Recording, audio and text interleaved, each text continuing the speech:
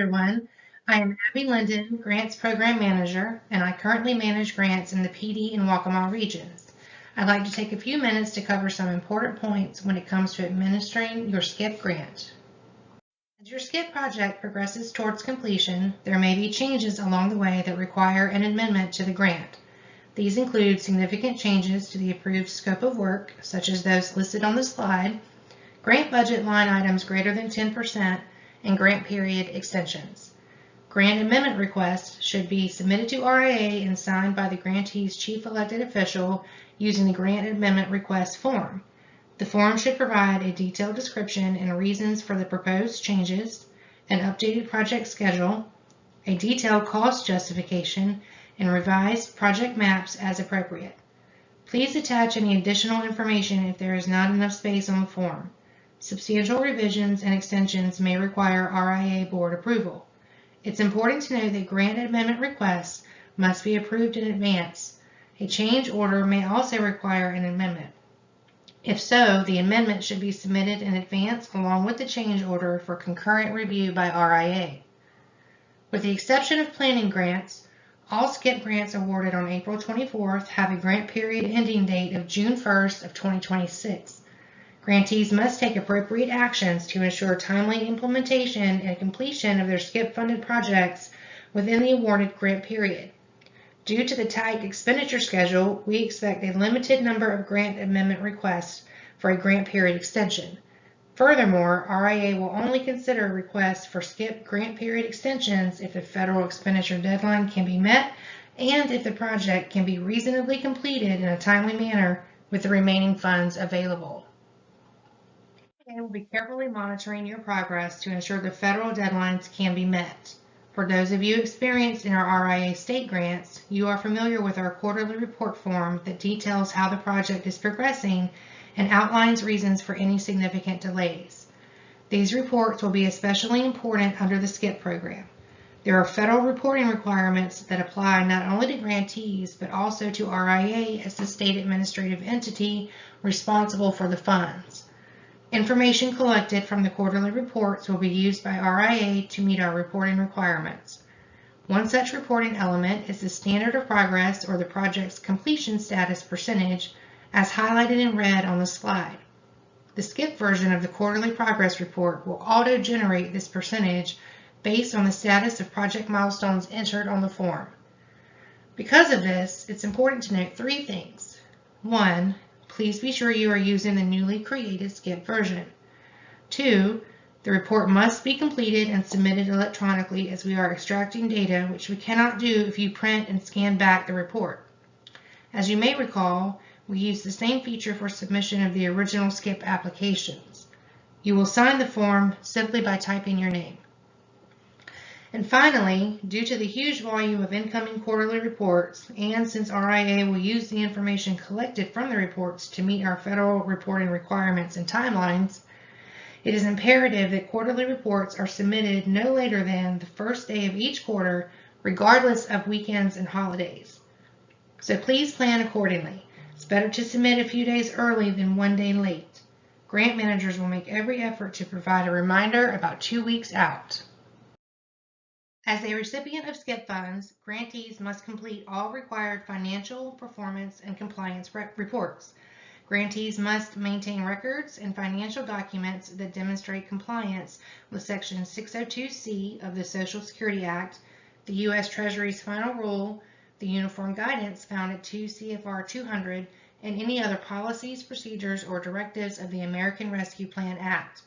Records must be maintained until December 31st of 2031 or for a period of 5 years after all SCIIP funds are expended or returned to Treasury, whichever is later. A full list of what should be maintained in the grant files can be found in the SCIIP Grant Project Management Procedures.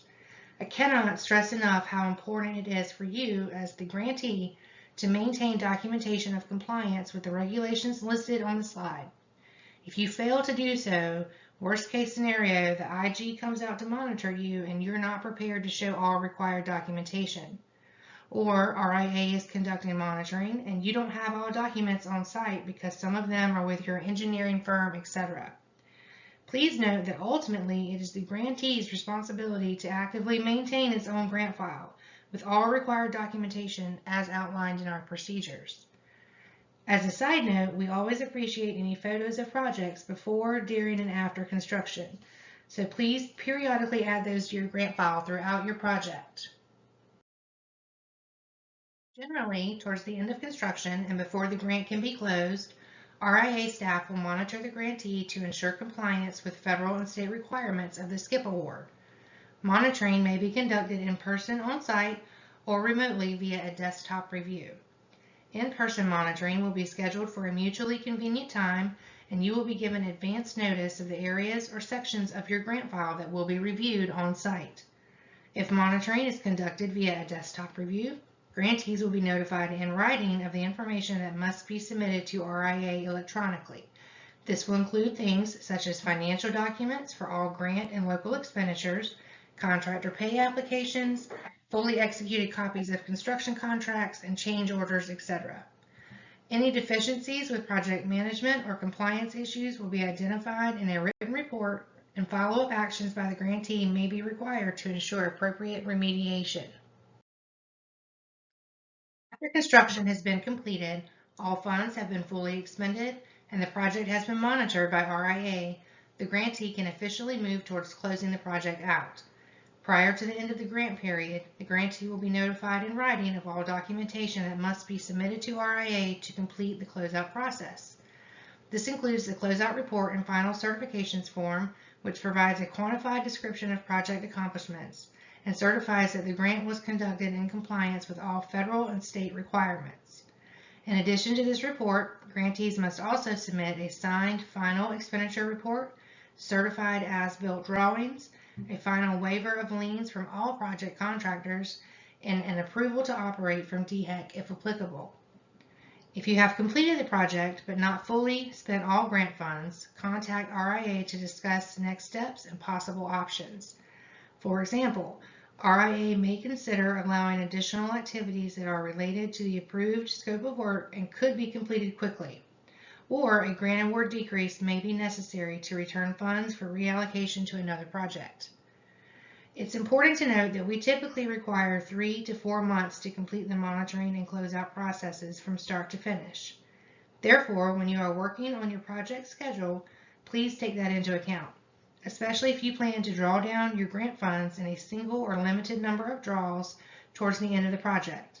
Be sure to allow sufficient time for both monitoring and closeout after construction is complete. We know that working with federal funds comes with a few extra tasks, many of which are new to a lot of our SCIIP grantees. Our goal is to make sure everything you need to know is centrally located in our procedural documents and as easy to understand as possible. As many of you are aware, the local council of governments have been involved in assisting some grantees with the SCIIP application process. Because of their prior experience in working with federally funded grants, and as you have already heard, a number of grant awards were specially conditioned to partner with a COG to administer the SCIIP grant. However, they are available as a resource to all grantees. But no matter your need or situation, you should always reach out to your grant manager if you have any specific questions or need additional information for your SCIIP grant or project. We are here to help you. Speaking of resources, we have tried to make our website a reliable source of information, so if you are looking for something, please check there first.